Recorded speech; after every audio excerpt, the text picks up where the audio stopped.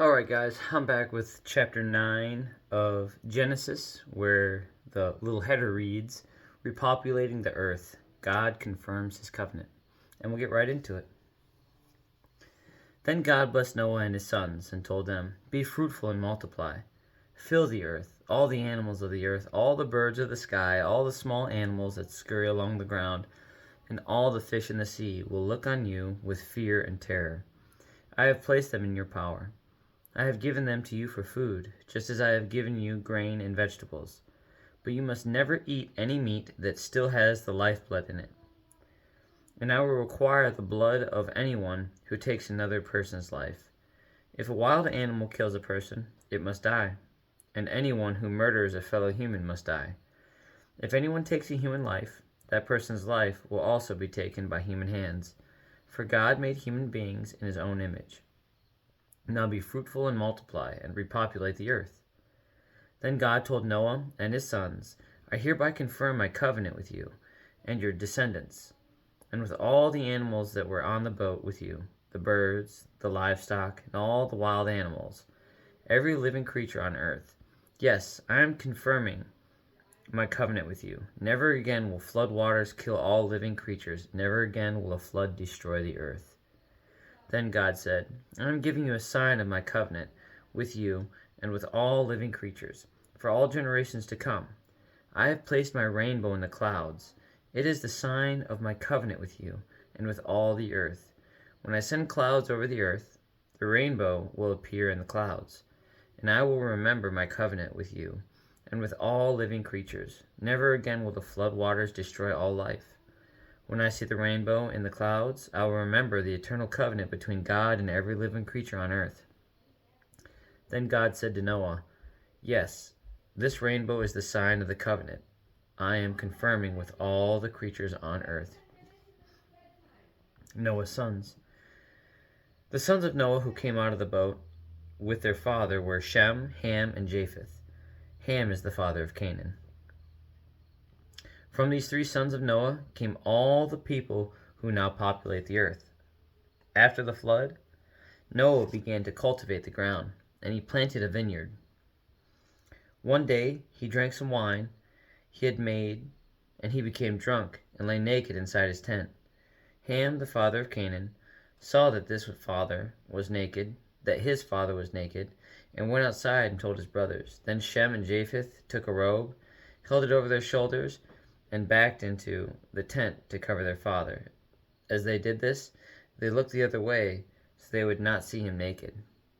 When Noah woke up from his stupor, he learned what Ham, his youngest son, had done. Then he cursed Canaan, the son of Ham. May Canaan be cursed. May he be the lowest of servants to his relatives. Then Noah said, May the Lord, the God of Shem, be blessed, and may Canaan be his servant. May God expand the territory of Japheth. May Japheth share the prosperity of Shem, and may Canaan be his servant. Noah lived another 350 years after the great flood. He lived 950 years, and then he died.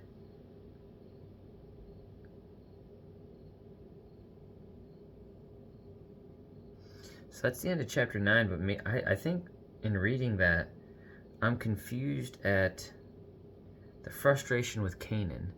And so I don't know if I read that with great accuracy. I might have to read this part again.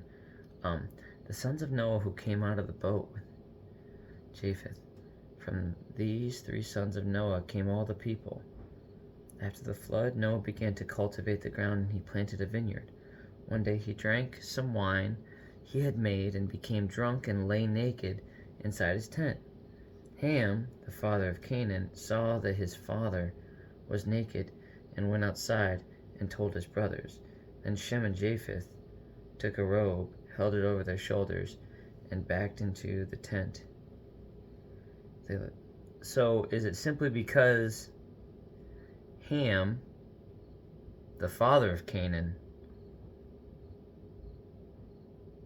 went out and told his brothers that he saw his father naked, and that he didn't take it into his own hands to be able to color his father, as if it was some form of shame, or I think because it seems like such a strong thing to do, to curse Canaan because of that. But those are connections I'm going to have to read further in, because I think that might be an issue with translation. I know that I like my New Living Translation. It's very plain English, but sometimes in that plain English, when it says comments like that in a common tongue that's easy to understand, I think some nuance is lost, because it doesn't make sense that he would be so upset that Ham, the father of Canaan, would go out, tell his brothers, Shem and Japheth, hey, Dad's naked in there. And then the two other brothers grab a robe to go in and cover him up, trying not to look at him. Was it dishonorable the way Ham did that? I don't know. I don't know the context of that. So I'm gonna have to do some more digging with that. That might be a cultural thing that I'm just missing, because it seems to not be terrible. They just told brothers that remedied, and so I don't know. Okay, I'm stumped in this one, guys.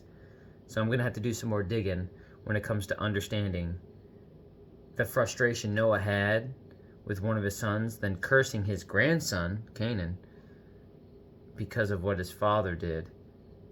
And maybe I'm just completely misunderstanding that, but nope, I definitely got to I got to read more into that, because that confuses me. Sorry I went in circles on this one, guys.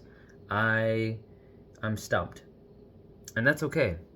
A lot of times I can find myself that way, and it just encourages me to dig deeper, and I like that too.